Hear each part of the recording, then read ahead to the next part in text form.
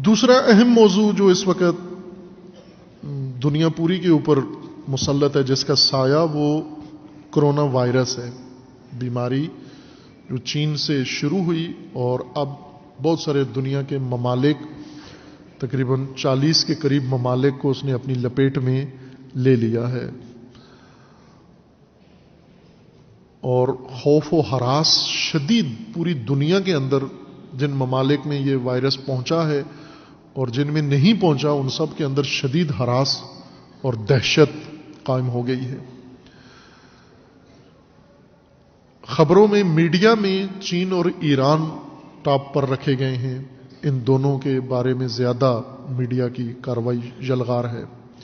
ایک طرف سے وائرس ہے اور وائرس سے زیادہ میڈیا نے اس کو ابھارا ہوا ہے ایران اور چین کے متعلق۔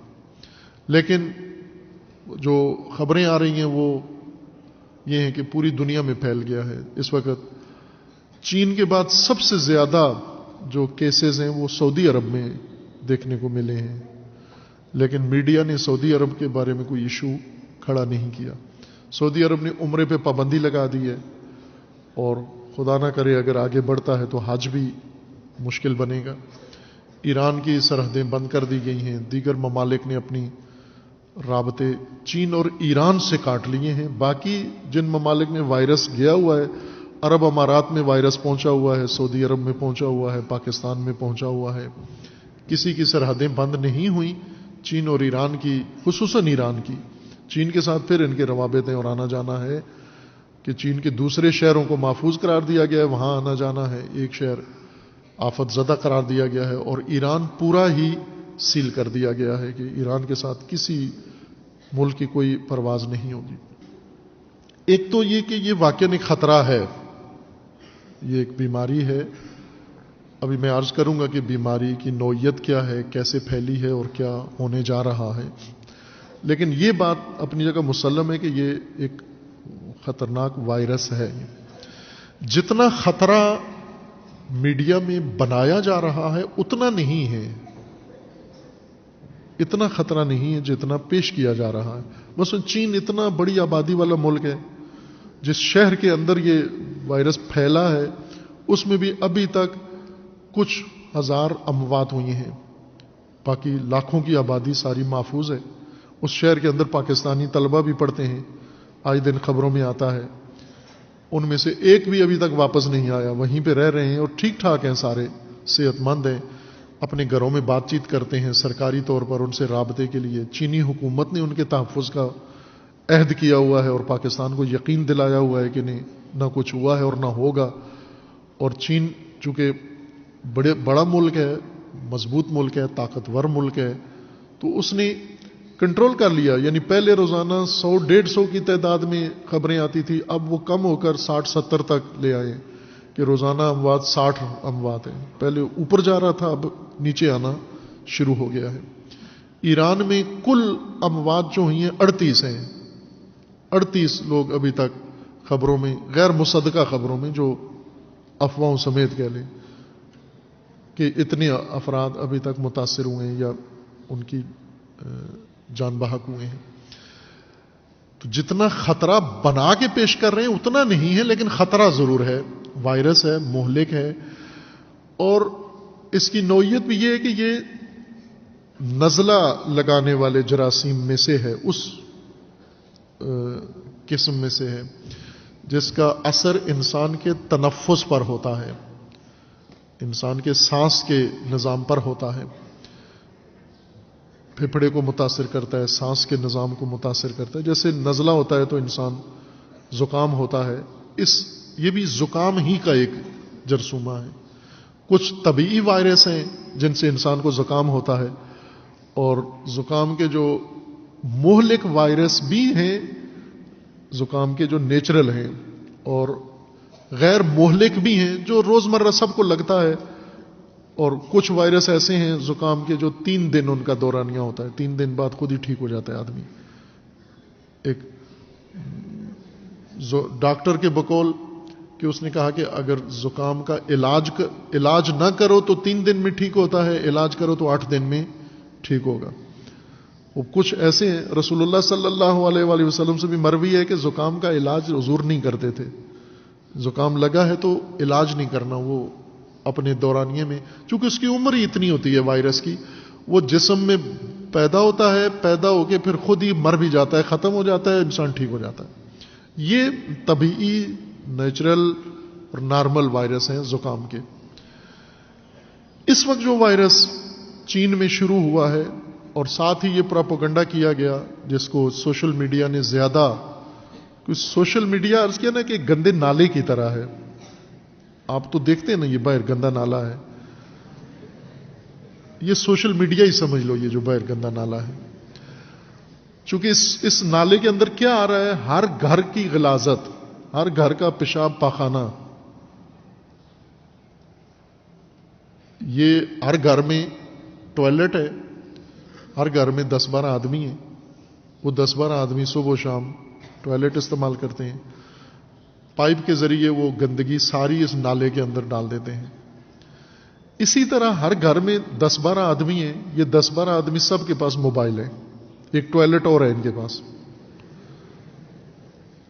ایک ٹوائلٹ وہ ہے جس میں پخانہ پیشاب بہاتے ہیں، ایک ٹوائلٹ وہ ہے جس میں منہ سے اور آنکھوں سے اور ہاتھوں سے غلاظت ایجاد کرتے ہیں. اور یہ زیادہ ہے چونکہ وہ تو ٹائم ہے، ہر آدمی دن میں کتنی دفعہ ٹوائلٹ جاتا ہے؟ 2 دفعہ جاتا ہوگا، 3 دفعہ جاتا ہوگا. اگر وہ پورا نالا نہیں بھر سکتا ایک شخص، لیکن یہ ٹوائلٹ یہ 24 گھنٹے استعمال کرتے ہیں آلودہ لوگ.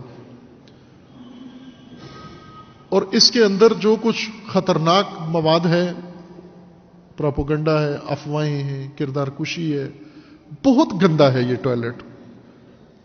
اور ایسا ہے اس ٹوائلٹ سے، اس نالے سے ناک پکڑ کے گزرتے ہیں اور اس میں ناک کھول کے اور زیادہ رغبت کے ساتھ جاتے ہیں، ڈبکی بھی لگاتے ہیں اس کے اندر جا کر. واقعاً بہت گندا ہے.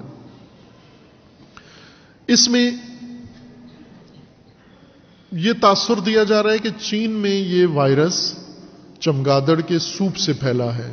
چونکہ چینی ہر چیز کھاتے ہیں، جانوروں سے پھیلا ہے، چوہے کھاتے ہیں، سانپ کھاتے ہیں، ہر رینگنے والی چیز ان کے نزدیک حلال ہے. چین میں حلال ہونے کی ایک ہی شرط ہے کہ ہلتی جلتی ہو، رینگتی ہو، بس وہ چیز، پھر وہ حلال ہے. جو رینگتی نہیں ہے شاید وہ نہیں کھاتے، لیکن باقی سب کچھ کھا لیتے ہیں. وہ کوئی چیز ان کے لیے مکھی مچھر حرام نہیں ہے. اور یہ آج سے نہیں ہے، جب سے چین ہے اس وقت سے ہی یہ ان کی خوراک ہے.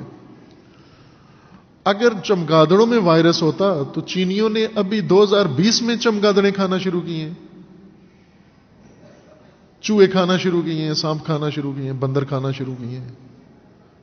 یہ تو ہزاروں سال سے یہی خوراکیں کھا رہے ہیں.